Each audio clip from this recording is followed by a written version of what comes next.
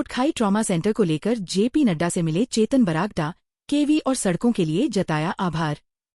जुब्बल कोटखाई से भाजपा के वरिष्ठ नेता चेतन सिंह बरागटा ने आज नई दिल्ली में भारतीय जनता पार्टी के राष्ट्रीय अध्यक्ष एवं केंद्रीय स्वास्थ्य एवं परिवार कल्याण तथा रसायन एवं उर्वरक मंत्री जगत प्रकाश नड्डा से शिष्टाचार भेंट की। भेंट के दौरान चेतन बरागटा ने अपर शिमला के कोटखाई में केंद्रीय विद्यालय की स्वीकृति प्रदान करने के लिए नड्डा का आभार व्यक्त किया। उन्होंने कहा कि यह निर्णय क्षेत्र के विद्यार्थियों के लिए एक ऐतिहासिक सौगात है, जिससे ग्रामीण और दुर्गम क्षेत्रों के बच्चों को गुणवत्तापूर्ण शिक्षा उनके घर के निकट ही उपलब्ध होगी। जल्द पूरा करें यूटिलिटी डक्ट परियोजना का निर्माण कार्य, सीएम ने अधिकारियों को दिए निर्देश। मुख्यमंत्री सुखविंदर सिंह सुक्खू ने शिमला में 145 करोड़ रुपए की लागत से निर्मित की जा रही यूटिलिटी डक्ट के निर्माण कार्य की समीक्षा की। उन्होंने लोक निर्माण अधिकारियों को छोटा शिमला से विली पार्क तक निर्मित की जा रही 7 किलोमीटर लंबी डक्ट का निर्माण कार्य शीघ्र पूरा करने के निर्देश दिए। उन्होंने कहा कि छोटा शिमला से ओक ओवर तक इसका निर्माण कार्य लगभग पूरा हो चुका है। इस कार्य को आगामी 15 दिनों के भीतर पूरा किया जाना चाहिए। दिवाली से पहले दिहाड़ीदारों, आउटसोर्स कर्मियों और शिक्षकों सहित इन श्रेणियों को तोहफा मानदेय बढ़ा। पंचायत और नगर निकाय चुनावों से ठीक पहले जनप्रतिनिधियों का मानदेय बढ़ गया है। सीएम सुक्खू ने यह तोहफा दिवाली से ठीक पहले दिया है। इसके अलावा दिहाड़ीदारों की दिहाड़ी भी बढ़ा दी गई है। लंबरदारों, एसएमसी शिक्षकों, चौकीदारों का मानदेय भी बढ़ाया है। इसके लिए बुधवार को सभी विभागों को तत्काल प्रभाव से अधिसूचनाएं जारी करने के आदेश दिए हैं।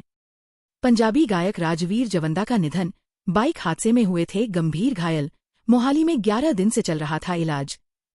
पंजाबी गायक राजवीर जवंदा का इलाज के दौरान निधन हो गया है। बुधवार सुबह 10:55 पर उन्होंने अंतिम सांस ली।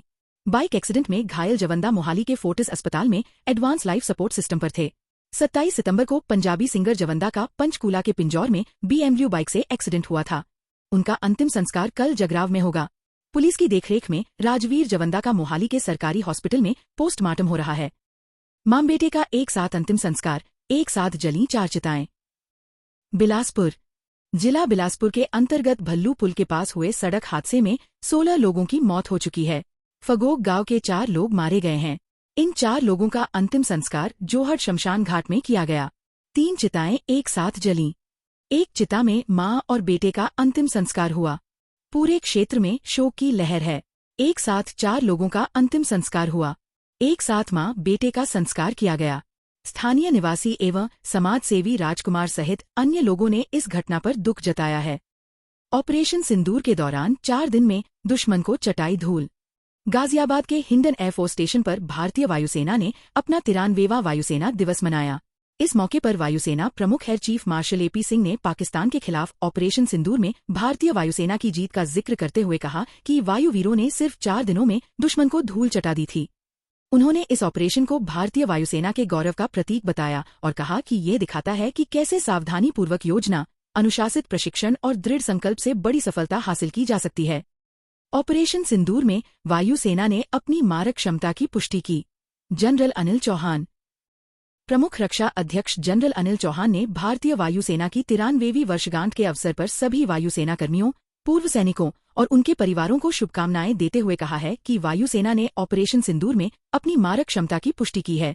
जनरल चौहान ने वायुसेना की सराहना करते हुए कहा कि वायु योद्धाओं ने ऑपरेशन सिंदूर में यह साबित कर दिया कि वायु शक्ति कैसे रणनीतिक परिणामों को आकार दे सकती है। उन्होंने कहा कि इस ऑपरेशन में वायुसेना ने दुश्मन के इलाके में गहराई तक सटीकता से हमला करने की अपनी क्षमता की पुष्टि की। यूट्यूबर अजीत भारती हिरासत में, CJI पर भड़चाऊ टिप्पणी का आरोप, नोएडा पुलिस ने पूछताछ की। यूट्यूबर अजीत भारती को हिरासत में लेकर नोएडा पुलिस ने पूछताछ की है। यह कार्रवाई CJI BR गवई के ऊपर जूता फेंकने की कोशिश के बाद यूट्यूबर अजीत भारती द्वारा की गई विवादित और भड़चाऊ टिप्पणी से जुड़ा है। जानकारी के मुताबिक पहले नोएडा सेक्टर 58 थाने और फिर DCP ऑफिस 12/22 चौकी ले जाया गया, जहां उनसे पूछताछ की गई। यूट्यूबर अजीत भारती को हिरासत में लिए जाने के बाद यह पूरा मामला तेजी से चर्चा में आ गया है। सोमवार को सुप्रीम कोर्ट में वकील राकेश किशोर ने सनातन का अपमान नहीं सहेगा हिंदुस्तान का नारा लगाते हुए CJI BR गवई पर जूता फेंकने की कोशिश की थी। इसके बाद अजीत भारती ने इस घटना पर सोशल मीडिया और अपने YouTube चैनल पर टिप्पणी की थी।